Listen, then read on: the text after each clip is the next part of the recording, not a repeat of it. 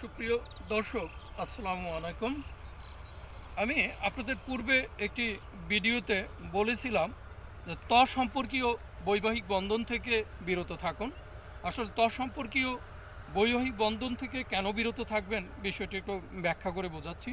এই যে দেখতে পাচ্ছেন সরিষা ক্ষেত, এই সরিষা ক্ষেতে যদি পর্যায়ক্রমে বৎসরের পর বৎসর এই ক্ষেত থেকেই যে সরিষা হবে, এই সরিষা থেকে তুলে নিয়ে এই সরিষার থেকে বীজ করে নিয়ে এই বীজই যদি বৎসরের পর বৎসর এই ক্ষেতে রোপণ করা হয়, তাহলে এক সময় যে এর উৎপাদন ক্ষমতা কমে যাবে।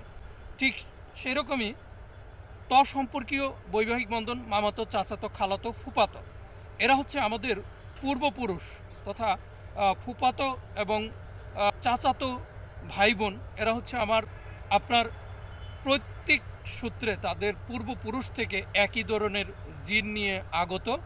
অপরপক্ষে আবার মামাতো এবং খালাতো ভাই বোন হচ্ছে আপনার মা পক্ষের বা আপনার মার পূর্বপুরুষ থেকে একই ধরনের জিন নিয়ে আগত। যার কারণে এদের মধ্যে বৈবাহিক বন্ধন হলে তাদের ভবিষ্যৎ প্রজন্ম নানান ধরনের জিনগত ত্রুটি নিয়ে জন্মাতে পারে, বিকলাঙ্গতা নিয়ে জন্মাতে পারে।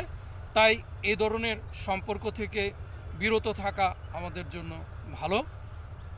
যারা এই ধরনের সম্পর্কের দিকে যাচ্ছেন বা এই ধরনের সম্পর্কে অগ্রসর হতে চাচ্ছেন, তারা সতর্ক হয়ে যান।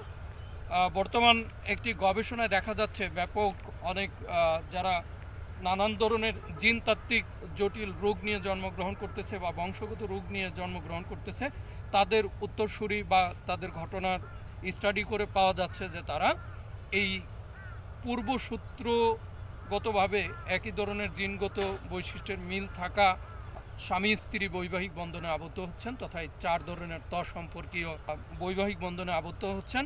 ফলশ্রুতিতে তাদের মধ্যে এই জিনতাত্ত্বিক জটিলতা দেখা দিচ্ছে। তবে দূর সম্পর্কীয় মামাতো, চাচাতো, খালাতো, ফুফাতো ভাই বোনের মধ্যে বৈবাহিক বন্ধনে কোনো সমস্যা নেই।